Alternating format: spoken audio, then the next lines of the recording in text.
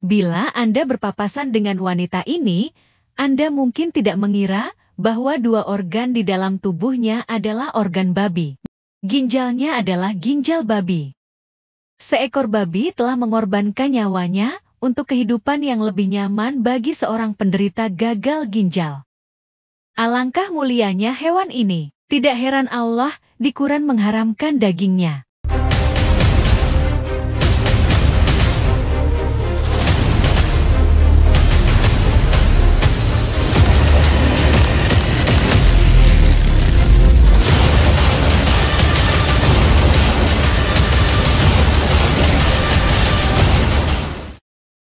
Haram, yang seakar kata dengan hormat, adalah larangan yang bersifat sakral. Seperti haramnya menikahi ibu, janda dari ayah, saudara kandung, dan sederet lagi orang-orang yang punya hubungan terhormat.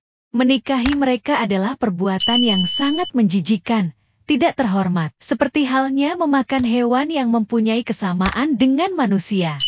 Sehingga organ-organnya bisa dipindahkan ke manusia, dan memberi kehidupan baru bagi manusia yang sakit. Ini adalah kisah seorang nenek dari dua orang cucu dan ibu dari dua orang anak perempuan, berumur 53 tahun yang berhati penuh kasih. Tinggal di kota Gadsden, Alabama, Amerika Serikat.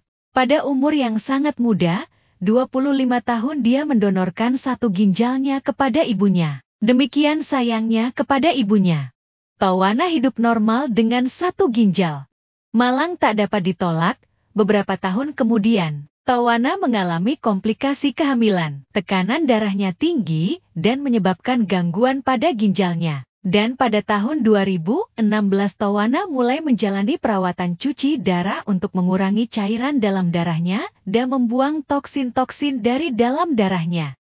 Pada tahun 2017, Tawana masuk dalam daftar tunggu calon penerima donor ginjal. Sayangnya di dalam darah Tawana kadar antibodinya tinggi. Sehingga semua ginjal yang akan dicangkokkan padanya akan diserang oleh tubuhnya. Sistem imunitas tubuhnya pasti akan menolak ginjal baru. Kemungkinan untuk memperoleh donor yang cocok hanya 1 per sejuta. Waktu berjalan, kondisi ginjal Tawana semakin memburuk. 8 tahun menjalani cuci darah, Tawana mulai kehabisan waktu. Akhirnya tahun 2024 Tawana memperoleh tawaran untuk transplantasi sepasang ginjal babi yang telah diedit secara genetik. Ada 10 gen yang diedit untuk mengurangi risiko penolakan tubuh. Memang hal ini masih eksperimental. Pasien-pasien sebelumnya kondisinya sudah sangat buruk dan terminal. Banyak komplikasi dengan penyakit-penyakit degenerasi lainnya, seperti penyakit jantung, dan juga bukan dengan ginjal babi yang diedit 10 gennya. Karena dia tidak punya penyakit-penyakit degenerasi, hanya gagal ginjal, Tawana menerima tawaran untuk cangkok ginjal babi yang sudah mengalami rekayasa genetik. Operasi dilakukan pada tanggal 25 November 2024. 11 hari kemudian Tawana boleh meninggalkan rumah sakit. Dia sehat, jalan-jalan keluar dari apartemen sementaranya di Manhattan, New York. Tidak merasa cepat capek seperti sebelum pencakokan, dan semua hasil pemeriksaan darah dan lainnya normal. Berapa lamakah Tawana bisa menjalani hidup normal kembali? Entahlah, tetapi saat video ini dibuat, ia sudah hidup normal selama 3 bulan, dan lebih sehat, bisa jalan-jalan tanpa kelelahan seperti sebelum pencakokan. Terima kasih kepada babi yang telah memberi kehidupan baru bagi Tawana Loni. In 2017, I heard on the news of this research. Oh, it just gave me so much hope. You know, it just did. I said, I want to do this, I want to try it. Saya kira itu merupakan kisah yang menarik. Dan ada 3 hikmah yang kita bisa ambil dari situ.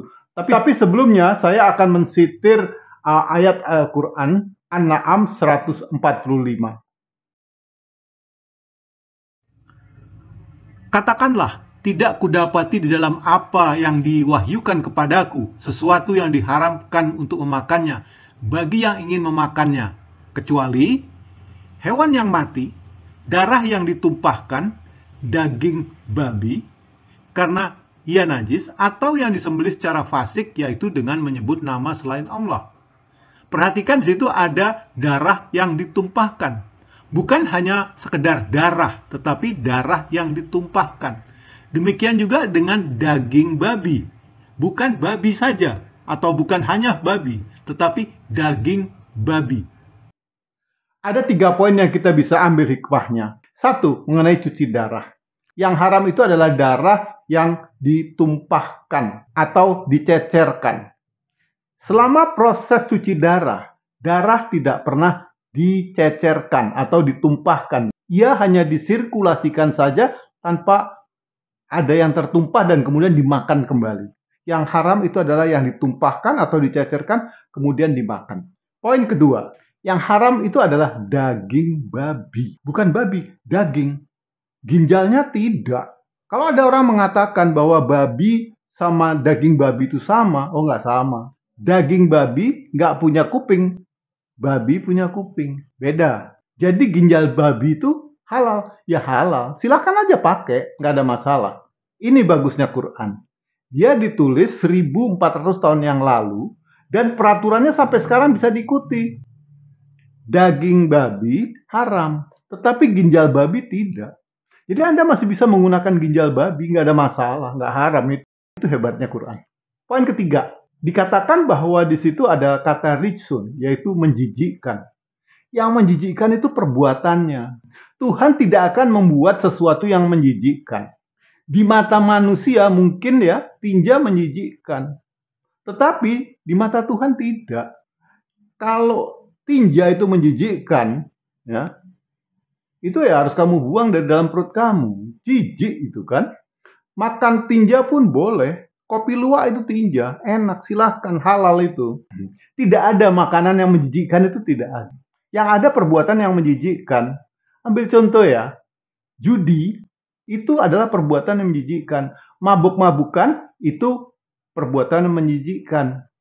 Keduanya ada di surat Al-Maidah ayat 90. Berikutnya, homoseksual itu menjijikkan. Itu ada di surat Hud 78 dan Al-Anbiya ayat 74. Perbuatan itu adalah perbuatan yang menjijikkan di mata Tuhan. Sama seperti mabuk-mabukan dan berjudi. Alkohol tidak menjijikkan, tidak. Perbuatan mabuk-mabukan itulah yang menjijikkan buat Tuhan ya. Dan juga pamer mengenai kecantikan. Itu ada di Al-Ahzab 33. Jadi kalau Anda cewek yang suka pamer-pamer kecantikan, itu adalah perbuatan yang menjijikkan menurut Tuhan.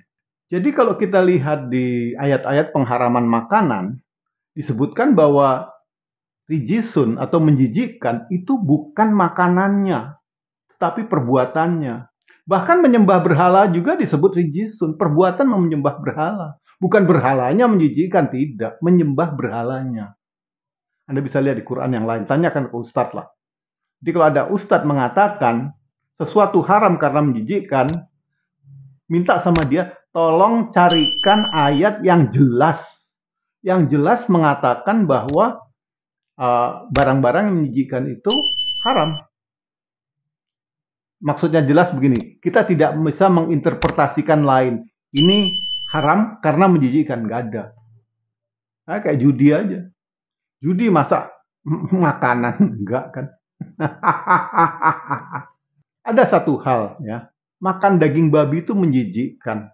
Kenapa? Karena babi itu sangat mendekati manusia dalam fisiologi badannya. Oleh sebab itu, organ-organnya bisa dipakai oleh manusia. Hanya butuh perubahan sedikit dengan genetic engineering, itu bisa dipakai. Yang akan datang, livernya, jantungnya. Yang pasti sekarang sudah lama dipakai itu adalah klep jantung babi dan gelatin babi. Itu bukan dari daging, itu dari jantung, dan satu lagi itu juga dari tulang dan kulit. Jadi mengkonsumsi babi itu mirip dengan kanibalisme. Itu menjijikkan, biadab.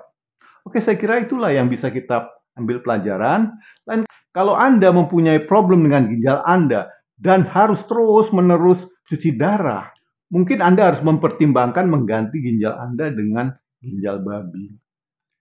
It's not bad. Itu adalah perjalanan daripada sejarah manusia yang sudah ada di sana. Nggak tahu di mana itu ditulis sama Tuhan. Itulah kenyataannya. Oke, sekian dulu ya. Saya Syekh Imam Semar, Al-Kafir Kalkal Jayul Muskila, Al-Jawi mengundurkan diri. Bye-bye.